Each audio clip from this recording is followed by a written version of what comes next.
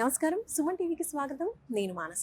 కైలాష్ మానస్ సరోవర్ యాత్ర ప్రతి ఒక్కరూ కూడా జీవితంలో కనీసం ఒక్కసారైనా ఈ యాత్రకు వెళ్ళాలి, ఒక మంచి ఆధ్యాత్మిక అనుభూతిని సొంతం చేసుకోవాలి అనుకుంటూ ఉంటారు కదా. అలాంటి వాళ్ళందరి కోసం SVM టూర్స్ అండ్ ట్రావెల్స్ చాలా ఏళ్లుగా ఈ కైలాష్ మానస్ సరోవర్ యాత్రని చాలా సక్సెస్ఫుల్ గా కండక్ట్ చేస్తూ ఉన్నారు. ఎంతో మంది ఆధ్యాత్మికవేత్తలు, భక్తులు ఈ యాత్రలో పాల్గొంటూ ఉన్నారు. మరి ఈ సంవత్సరం కూడా అలాగే యాత్రని ప్లాన్ చేశారు. మరి ఈ కైలాష్ మానస్ సరోవర్ యాత్ర ఈ సంవత్సరం ఎప్పుడు ప్లాన్ చేశారు, ఎలా ఉండబోతోంది, ఈ టూర్ గురించి పూర్తి వివరాలు ఈ రోజు మనం తెలుసుకునే ప్రయత్నం చేద్దాము. ఈ వివరాలు మనకు తెలియజేయడానికి మనతో పాటు ఉన్నారు గురువు గారు, శ్రీ భారతీ తీర్థ పురస్కార గ్రహీత బ్రహ్మశ్రీ పసర్లపాటి శ్రీనివాస బంగారయ్య శర్మ గారు.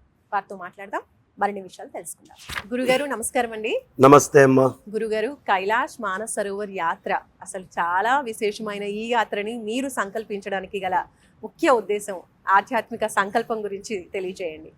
అసలు బ్రహ్మ ప్రత్యక్షంగా సృష్టి చేసిన సృష్టి చాలా పెద్దది, కానీ ఆయన మనస్సుతోటే సృష్టి చేసినటువంటి సరోవరం మానస సరోవరం. అంటే బ్రహ్మదేవుడి యొక్క మనస్సులో నుంచి ఉద్భవించినటువంటి సరోవరం. అది ఎంత గొప్ప సరోవరము అంటే సాక్షాత్తు పార్వతీ పరమేశ్వరులు అక్కడ నిత్యము స్నానం చేస్తూ ఉంటారు. దేవతలందరూ కూడా ఒక సాయం సమయం అయ్యేటప్పటికి అర్ధరాత్రి వేళ బ్రాహ్మీ ముహూర్తము వచ్చేటటువంటి సమయానికి ముందు అక్కడి నుంచి నక్షత్ర రూపంలో వచ్చి అలా ప్రత్యక్షంగా ఆ సరోవరంలోకి వెళ్ళి స్నానం చేస్తూ ఉంటారు. ఈ రోజుకి మనం చూడొచ్చు. కాబట్టి అలాంటి మానస సరోవరం, ఆ హిమవత్ పర్వత ప్రాంతం, సృష్టిలోకెళ్ళ అతి శుద్ధమైనటువంటి జలము, ఆ పక్కనే కైలాసాన్ని ఆనుకోనిది.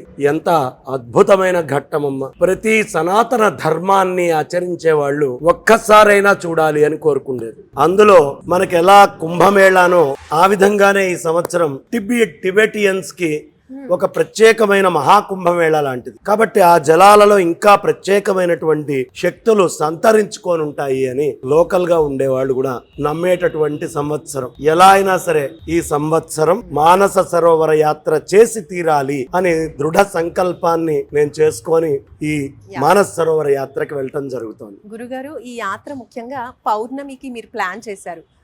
కైలాస్ మానస్ సరోవర యాత్రకి పౌర్ణమికి ఉన్నటువంటి సంబంధం, అలాగే పౌర్ణమి రోజు ఈ యాత్రని మీరు ప్లాన్ చేయడానికి గల ముఖ్య ఉద్దేశం గురించి చెప్పండి. సాధారణంగా పూర్ణిమ అనేటటువంటిది ఉదయం పూట సూర్యుడు చక్కగా వెలుగునిస్తాడు, రాత్రి అంధకారం ఉంటుంది.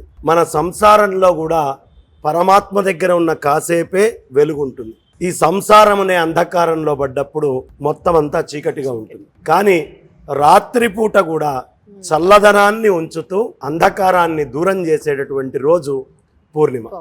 ఇంకా విశేషం, గురువు ఉండాలి. గురు పూర్ణిమ మరీ విశేషం.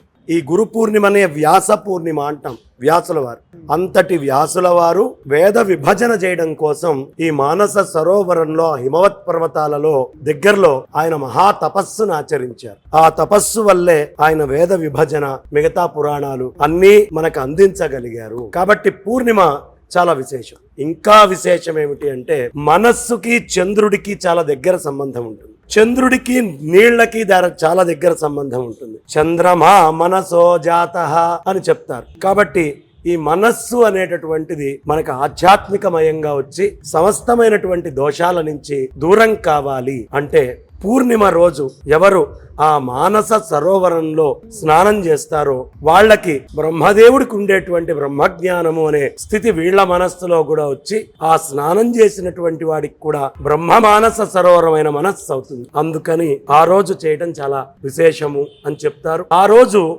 ఆ చంద్రుడి యొక్క గ్రావిటేషనల్ ఇంపాక్ట్స్, వేరియేషన్ నీళ్ల మీద బాగా పడుతుంది. కాబట్టి పూర్ణిమ నాటి స్నానాలు సనాతన ధర్మంలో చాలా విశేషంగా చెప్పబడ్డాయి. అందుకని పూర్ణిమ స్నానాల్ని మనం మామూలుగా సముద్రాలు, నదులే గొప్పదనుకుంటాం. మానస సరోవరం మరీ విశేషం. గురుగారు, ఇప్పుడు మనం తలుచుకుంటే అక్కడ కైలాస్ మానస్ సరోవర్కి వెళ్ళడం అనేది కుదురుతుందంటారా? గురు అనుగ్రహం ఉంటేనే ఈ యాత్ర సాధ్యమవుతుందంటారా? అమ్మా, ఏదైనా మానస సరోవరం వెళ్ళాలి అంటే జన్మాంతర సుకృతం ఒకటి ఉండాలి. అక్కడ ఉండేటువంటి దేవతల అనుగ్రహం ఉండాలి. ఇది మనం సంకల్పించినంత మాత్రాన వెళ్ళగలిగేటటువంటి యాత్ర కాదు. పరమేశ్వరుడు అనుగ్రహించి అక్కడ ఉండే ఆ సరోవర అనుగ్రహం కలిగి బ్రహ్మదేవుడి యొక్క లిఖితము అనేటటువంటి ఘటన నుదుటి మీద ఉంటే తప్ప ఇది సాధ్యమయ్యేది కాదు. ఇది జంతువునాం నరజన్మ దుర్లభం. అసలు జంతువుల్లో మనిషి జన్మ రావడం దుర్లభం. అందులోనూ తపస్సంపన్నుడయ్యేటటువంటి వాడు కష్టం. అది వాడు మానస సరోవరానికి వెళ్ళిన వాడవడం ఇంకా దుర్లభం. కాబట్టి మానస సరోవరం ఈశ్వర అనుగ్రహం ఉండాలి, మన కర్మలో లిఖితం ఉండాలి, అప్పుడు ఖచ్చితంగా నెరవేరుతుంది. కైలాష్ మానస సరోవర్ యాత్రకి వెళ్ళాలంటే తమని తాము ఏ విధంగా సన్నద్ధం చేసుకోవాలి? జితేంద్రియుడై ఇంద్రియ నిగ్రహణ చేసుకోవాలి. ఆ పరమేశ్వరుడి పట్ల, ఆ పార్వతీ అమ్మవారి పట్ల, ఆ బ్రహ్మదేవుడు, అదేవిధంగా సరస్వతి అమ్మవారు, శ్రీమన్నారాయణుడు, మహాలక్ష్మి, వీళ్ళెవరి పట్ల ద్వేషభావం లేకుండా అందరినీ గణపతితో సహా పరమ పూజ్య భావంతో అక్కడికి వెళ్ళాలి. కారణం, గణపతి పుట్టినటువంటి ప్రదేశం అది, పార్వతీ పరమేశ్వరులు ఉండేటటువంటి ప్రదేశం అది, బ్రహ్మదేవుడి మనస్సును చూపించే ప్రదేశం అది, సరస్వతి అమ్మవారు వ్యాసాది శంకరాచార్యాదుల మహాత్ములందరినీ కూడా అనుగ్రహించినటువంటి ప్రదేశం, శ్రీమన్నారాయణుడు ఆనందంగా కైవల్యాన్ని ఇచ్చేటటువంటి ప్రదేశం. అక్కడ స్నానం చేసినంత మాత్రానే 100 జన్మల పాపం ఇలా తీసేసినట్టుగా వెళ్ళిపోతుంది అని పెద్దలు చెప్పేటటువంటి మాట. అందుకని అంతమంది దేవతలతో కూడేటటువంటి ఆ ప్రదేశానికి పవిత్రమైన మనస్సుతో, పవిత్రమైనటువంటి కృత్యాలతో, మంచి మంగళకరమైనటువంటి స్తోత్రాలతో ఆ భగవంతుడి యొక్క మాహాత్మ్యాన్ని తెలుసుకుంటూ మానస సరోవర వైభవాన్ని ఎరిగి అక్కడ కైలాస వర్ణన, ఆ పరమేశ్వరుడి వర్ణన కూడా నేను అక్కడ ఉపన్యాసంగా చెప్పబోతున్నా. పరమేశ్వరుడి యొక్క ఆపాదమస్తకము ఎలా ఉంటుంది, అమ్మవారు ఎలా ఉంటారు, ఆ లోపల ఉండేటువంటి పార్వతీ అమ్మవారు ఎలా ఉంటారు, అక్కడ ఉండే గణాలు ఎలా ఉంటాయి, అక్కడ ఉండేటువంటి గణపతి కుమారస్వామి ఎలా ఉంటారు, సిద్ధులు, సాధ్యులు, యక్షులు, కిన్నెరులు, కింపురుషులు, అక్కడ ఉండే కుబేరాదులు అందరూ కూడా ఎలా ఉంటారు, ఇదంతా కూడా వర్ణించుకుంటూ ఉపన్యాసం చెప్పుకుంటూ వారి గాథల్ని వింటూ మనమందరం కూడా వెళ్ళాలి. అందుకనే ఈ యాత్రలో ప్రధానంగా కేవల ఆధ్యాత్మిక తరంగాలు హృదయంలో ఉండేట్టుగా ఆ వైభవాలన్నీ చెప్పుకుంటూ వెళ్ళటము అనేది చాలా ఉత్తమము. ఆ విధంగానే వెళ్ళాలి అని నిర్ణయం నేను తీసుకోవటం అయింది. గురుగారు, ఈ మానస సరోవర్ యాత్ర ఎలా ఉండబోతోంది? అందరికీ, అంటే అన్ని వయసుల వాళ్ళకి, ఆరోగ్య సమస్యలు ఉన్న వాళ్ళకి కూడా ఇది సాధ్యమే అంటారా ప్రతి ఒక్కరికి? దీనికి ఇప్పుడు 75 ఏళ్ళలో 70 ఏళ్ళ తర్వాత పర్మిషన్ ఉండదు. అప్పటిదాకా అసలు మనిషి ఆగకూడదు. యవనంలో ఉండంగానే, చేతుల్లో, నడుముల్లో, కాళ్లల్లో బలం ఉండంగానే చక్కగా వెళ్ళి ఆ మానస సరోవరంలో స్నానం చేసి కైలాసగిరికి పరిక్రమ చేసుకొని యమద్వారాన్ని చూసుకొని చక్కగా ఓపికంటే గౌరీకుండాన్ని చూసుకోగలిగి ఇలా అనేకమైనటువంటి ఆ అద్భుతాలని చూస్తూ ఆ కైలాస శిఖరాన్ని స్పృశించి ఓపిక ఉన్న నాడే చేసుకోవాలి. అందరూ చేసుకోవచ్చా అంటే, ఈశ్వరుడు అనుగ్రహిస్తే అవ్వయ్యారు లాంటి వాళ్ళు అతి వృద్ధాప్యం వచ్చాక కూడా అలా కైలాసానికి వెళ్ళిపోయారు. స్వామివారే కైలాసానికి అలా తీసుకొని వెళ్ళిపోతారు. కాబట్టి అక్కడికి వెళ్ళాలి అంటే ముందు ప్రారబ్ధం ఉండాలి, 2 శరీరంలో బలము, శక్తి ఉండాలి, 3 ఆధ్యాత్మిక భావాలతోటి వెళ్ళాలి, నాస్తిక భావాలతోటి వెళ్ళకూడదు. అందుకని ఎలా ఉండబోతోంది అంటే, ఖాయంగా నేను, మాతోటి వచ్చేటటువంటి అనుయాయులం అందరం కూడా ఈశ్వర దర్శనం చేసుకొని అక్కడ చక్కటి యజ్ఞాదులు, రుద్రహోమాలు చేసుకొని బ్రహ్మాండమైనటువంటి గురు పూజా మహోత్సవం, వ్యాసుల వారికి గురు పూజ చేసుకొని ఆ సమయంలో అక్కడ స్నానం చేస్తూ పైన చంద్ర నక్షత్రాదుల దర్శనం చేస్తూ ఒక పక్క కైలాసాన్ని చూస్తూ ఇంకొక పక్కన ఆ ప్రతిబింబాలు పూర్ణిమ రోజున రాత్రిపూట నీళ్లల్లో పడుతూ ఉంటే ఆ శిఖర ప్రతిమల్ని కూడా చూసుకుంటూ ఆనందంగా మనస్సుని పవిత్రంగా ఉంచుకుంటూ ఆ పవిత్రతతో కూడిన విధంగానే ఈ యాత్ర ఉండబోతోంది. అందుకనే బాగా అనుభవజ్ఞులైనటువంటి వాళ్ళు చాలా కొద్ది మందే ఉన్నారు. అందులో అనుభవజ్ఞులు ఎవరు అని వెతుక్కొని మరి నేను వెళ్ళటం జరుగుతోంది. గురుగారు, మీరు చెప్తూ ఉంటే నిజంగా కళ్ళారా చూస్తున్నామా అన్న భావన కలుగుతోంది మనస్ఫూర్తిగా. అయితే మీకు మొదటగా ఎప్పుడు కైలాస్ మానస సరోవర్ యాత్ర మీరు ఎప్పుడు చేశారు? ఆ మొదటిసారి మీకు ఎలాంటి అనుభూతి కలిగింది? ఆశ్చర్యకరమైన ఘట్టం ఏమిటంటే, మానస సరోవరం గురించి చదవడం, కైలాసం గురించి చదవడం, ఆ కైలాసం గురించి ఆలోచించడం తప్ప ఈ ఉపాధి, ఈ జన్మలో నేను కైలాస సరోవరానికి ఇదే మొదటిసారి వెళ్ళటం. ఓ, జన్మాంతరంలో ఎప్పుడు వెళ్ళామో తెలియదు కానీ ఈ జన్మలో మాత్రం ఇదే మొదటిసారి. ఆరంభము. అయితే మానస సరోవరం గురించి శంకరాచార్యుల వారు అక్కడ కైలాస శిఖరానికి వెళ్ళటం, అక్కడి నుంచి మనకి చక్కటి పంచలింగాలని తీసుకొని ఇక్కడికి రావడం, శంకరాచార్యుల వారు మళ్ళీ కైలాసం వెళ్ళటం, అక్కడ సౌందర్యలహరి లాంటి స్తోత్రాలు నందీశ్వరుడితోటి పెనుగులాడి ఆ స్తోత్రాలన్నీ తీసుకురావడం, ఈ అద్భుతమైనటువంటి ఘట్టాలన్నీ కూడా నా మనస్సులో ఆ మానస సరోవరం బ్రహ్మ మనస్సులో ఎలా వచ్చిందో అలా ఆ కైలాస శిఖరాన్ని, ఆ మానస సరోవరాన్ని, ఆ పార్వతీ పరమేశ్వరుల్ని, నా ఆదిశంకరులని, మా జగద్గురువులైనటువంటి అనంతశ్రీ విభూషితులు శ్రీ శ్రీ శ్రీ భారతీ తీర్థ మహాస్వామి చరణులు, శ్రీ శ్రీ శ్రీ విధుశేఖర భారతి మహాస్వామి చరణుల దివ్య ఆశీస్సులతో మనస్సులో దర్శించాను. భౌతికంగా ఇదే తొలిసారి. ఇంకా కైలాస్ మానసరోవర్ యాత్రకి వెళ్ళిన ప్రతి ఒక్కరికి నాకు తెలిసి ఆ శివతత్వం గురించి ఇంకా ఎక్కువ తెలుసుకోవడం, శివతత్వం వైపు ఇంకా ఎక్కువగా ప్రయాణం చేసే అవకాశం, ఆలోచన వస్తుందేమో అనిపిస్తుంది మీ మాటల్లో వింటూ ఉంటే. అంటే శంకరాచార్యులు వారు 3 సార్లు కైలాసం చూశారమ్మా.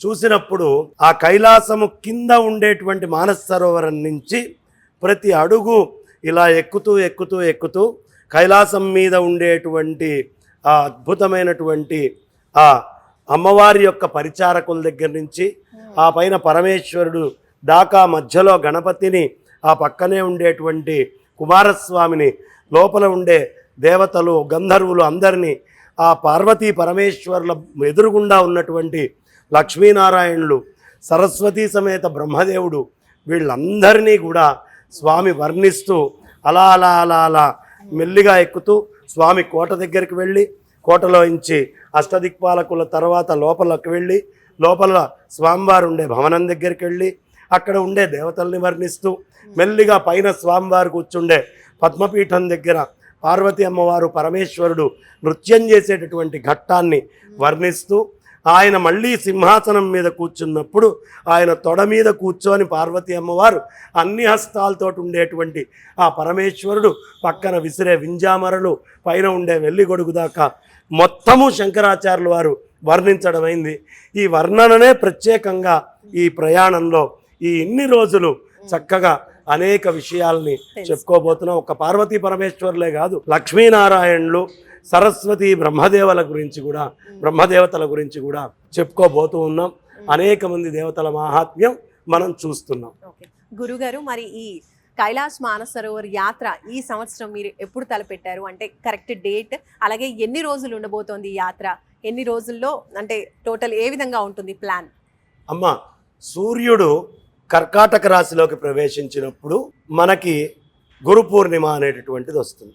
ఈ గురు పూర్ణిమ జూలై మాసంలో వస్తుంది. 29వ తారీఖు గురు పూర్ణిమ అయింది. ఆ సమయానికి మానస సరోవరానికి వెళ్ళే విధంగా ఈ ప్రయాణాన్ని మొత్తము ప్లాన్ చేసుకోవడం, దానికి తగ్గట్టుగా వెళ్ళడం అనేది ఒకటి జరుగుతుంది.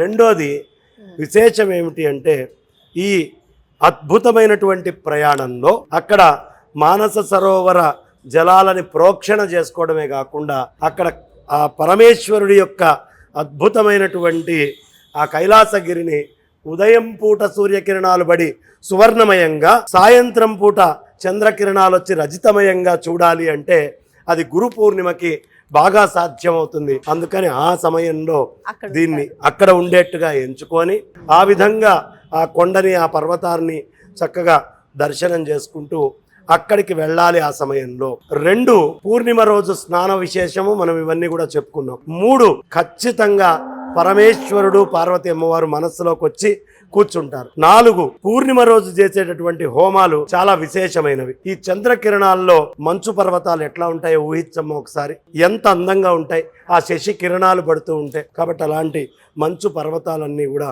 అద్భుతంగా వెలిగిపోతూ ఉండేటువంటి సమయములో దీన్ని కావాలని ఎంచుకొని గురు పూర్ణిమ.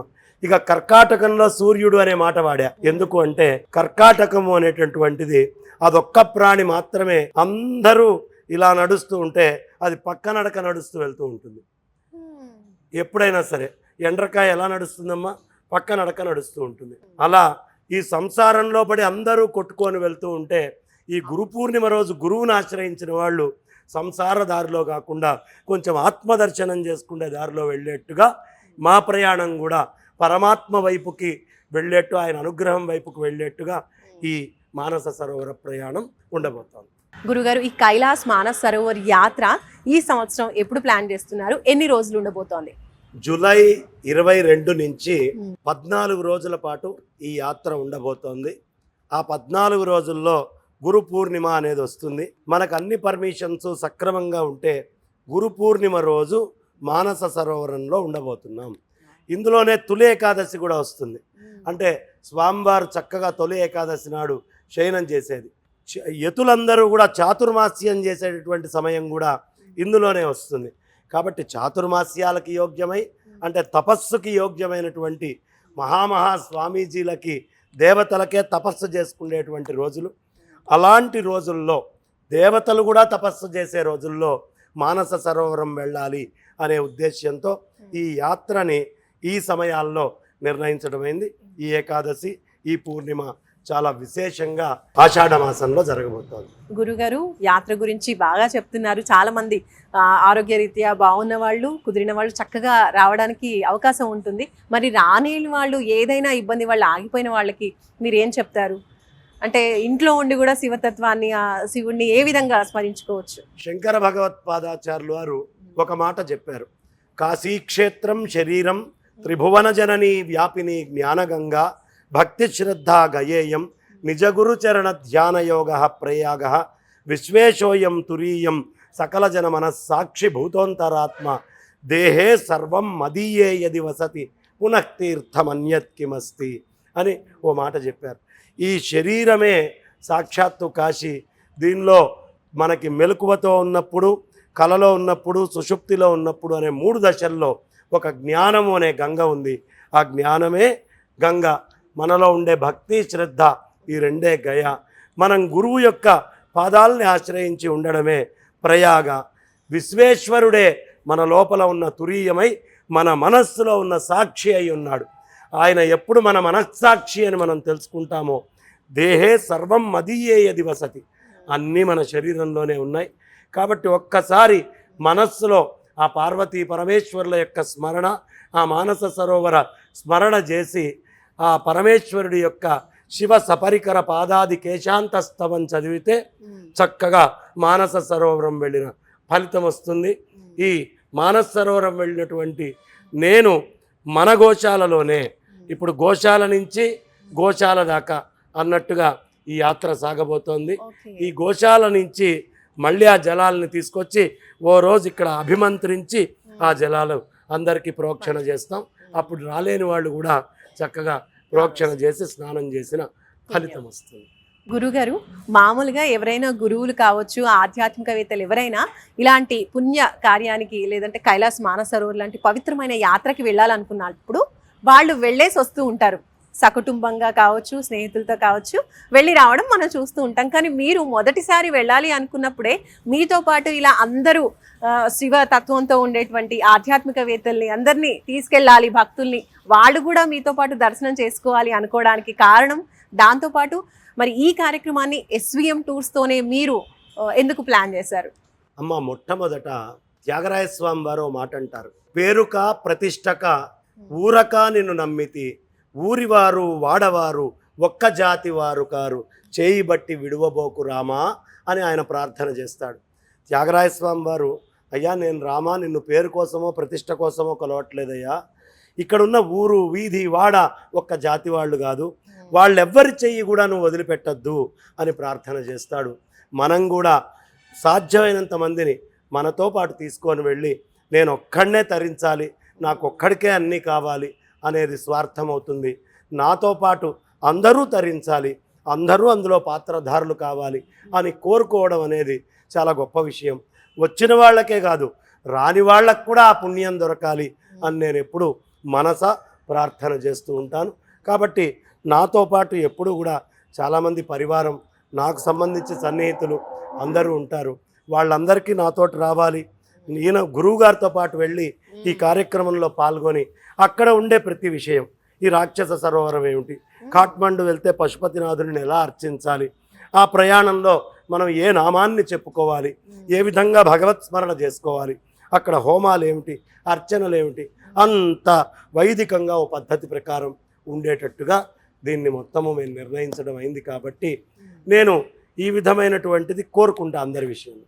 ఇక నాకు అన్ని టూర్స్ అండ్ ట్రావెల్స్ తోటి దాదాపు వచ్చి రావడం మాట్లాడటం ఏమిది అని నేను అందరితోటి ప్రయాణం చేస్తాను. కానీ నా తొలి ప్రయాణము SVM తోటి ఎందుకు చేస్తున్నాను అంటే, మొట్టమొదటిగా వాళ్ళు వచ్చి నన్ను అడిగారు, గురువుగారు ఇలా ఉంది, మేము మానస సరోవరం చక్కగా చేస్తున్నాము అని. వెంటనే వాళ్ళకి అనుభవం ఎంత ఉందా అని తీసి చూశాను. చాలా అపారమైన అనుభవం. ఎన్నో ప్రోగ్రామ్స్ ని కండక్ట్ చేయటం, ఏ ఒక్క చిన్న మిస్ ఘటన కూడా వాళ్ళ దాంట్లో ఇప్పటిదాకా జరగలేదు. అంటే పరమేశ్వరుడు అనుగ్రహంతో ఈ సంస్థ నడుస్తోంది అని ఈ సంస్థతో తొలి అడుగులు వేయడం, ఇలా అనేక అడుగులు ఇంకా వేస్తూనే ఉంటాను. వెళ్ళినప్పుడల్లా విభిన్నమైనటువంటి ప్రదేశాలు చూడాలి, ఎప్పుడు పరమాత్మని పొందాలి. ఇప్పుడు వెళ్ళేటువంటి ఈ టూర్స్ అండ్ ట్రావెల్స్ నిర్వహిస్తున్నటువంటి SVM వారికి కానీ, వచ్చే వారికి కానీ, నేను వెళ్ళేది కానీ, లేదు వేరే టూర్స్ అండ్ ట్రావెల్స్తో వచ్చేవాళ్ళు కానీ అందరూ క్షేమంగా ఉండాలి అని ఆ పరమాత్మని ప్రార్థిస్తూ నేను SVM టూర్స్ని ఎంచుకోవడానికి ముఖ్య కారణం వాళ్ళ అనుభవం.